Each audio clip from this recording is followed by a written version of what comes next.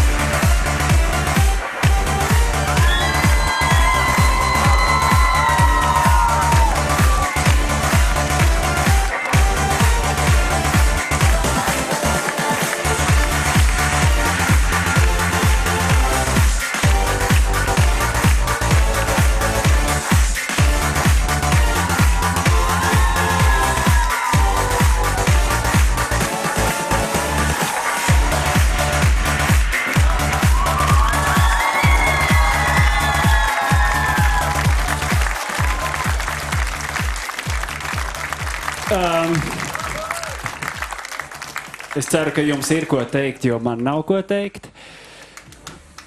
Bet tas, ka meitenēm zālē patika, tas ir skaidrs. Es pagaidu drusciņu pamēģināšu. Tā kā atspēres nav nekādas, skaidrs. Tagad es saprotu, kāpēc jūs bieži guļat slimnīcā. Nāciet man tuvāk. Visi tuvāk, rindiņā kaut kā sastājamies. Tu esi, man tā liekas, vispārdrošākais, vai ne? Es tā neteiktu. Ir vēl kāds pārdrošāks? Es domāju, ka ir vēl pārdrošāki cilvēki. Nē, es no jums domāju. Es domāju, ka nē, visi esam pārdroši. Tātad jūs visi varat to augsto salto? Jā, noteikti, visi var. Labi, neprasīsim šobrīd parādīt, vai ne? Nē, kāds saka, vajag, tas, kurš teica, vajag var? Nu redz, ko labi, tur arī kāds var. Jūs droši vien tautiskās dejas nedejojat, vai ne? Gadās arī padejot. Visādi gadās. Agri, vai tev dzirnās kāds tik aktīvi ar akrobātiku nodarbojas? Nē, bet tas ir tas, kas tiešām dejotājiem noderētu. Un man liekas, ka arī puišiem noderētu dejošanu un arī otrādāk dejotājiem tas, ko viņi dara. Jo principā jau šobrīd ir tā, ka dejotājiem ir jābūt ārkārtīgi universālam. Praktiski viņam jāmāk ir viss, kas saistīts ar kustību. Ja, un man liekas, ka viens pakāpiens jums, tā teikt, viena lieta jūs esat apguvuši, un es jums novēlu šajā kustību lietā iet tālāk un to saistīt varbūt tās tiešām ar vēl kaut kādām kustību lietām, cīņām, ar tautas dejām, kāpēc meiteni nepaņemt pie vidokļa vai ne, un nenodējot es mācēju danci vest. Tā kā es domāju, ka jums ir viss, kas ir dejotājiem nepieciešams, jūs esat baigi foršie. Jāna, vai tu biji redzējusi uz šīs skatuves tik daudz salto? Nebiju, un tas bija tik ritmisks, enerģijas pārpilns priekšnesums. Es vairākas reizes no tā enerģijas kopuma atsitos pilnīgi atpakaļ tā krēslā.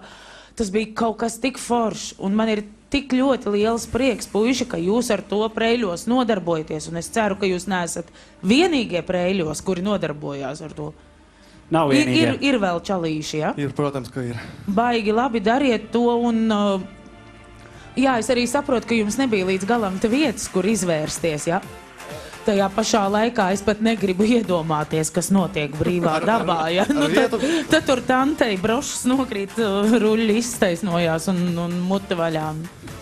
Ar vietu bija par maz, bet, nu... Bet tik un tā jūs savu panācāt, maleči. Paldies. Panāc man tuvāk. Pirms Jāņa viedokļa es gribēju uzprasīt.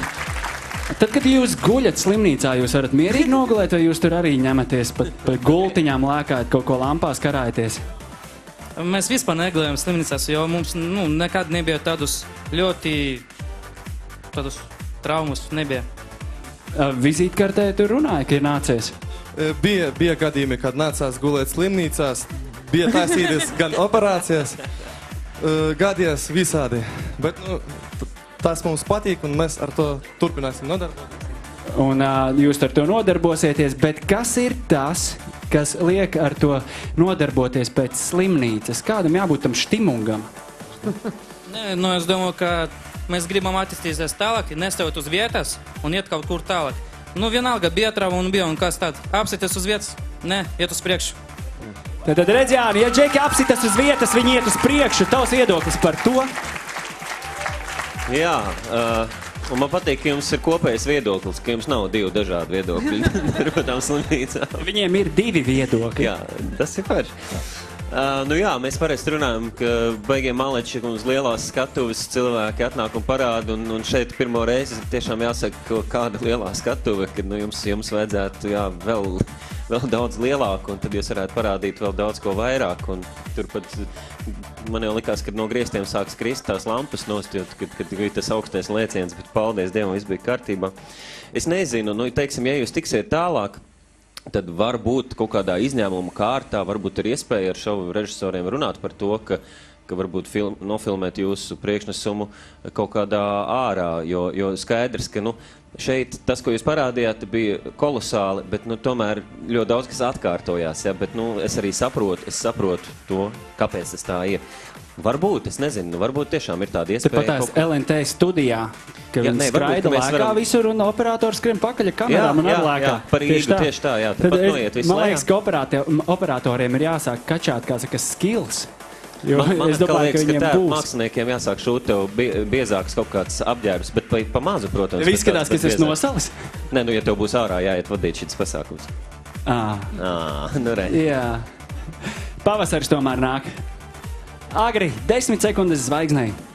Man nav šaubu šoreiz, pilnīgi nekādu. Aiziet, vai? Pareizi! Jāna, tavas 10 sekundes zvaigznei. Es gribu vēl un vēl redzēt. Jāni, tavas 10 sekundes zvaigznei. Būs.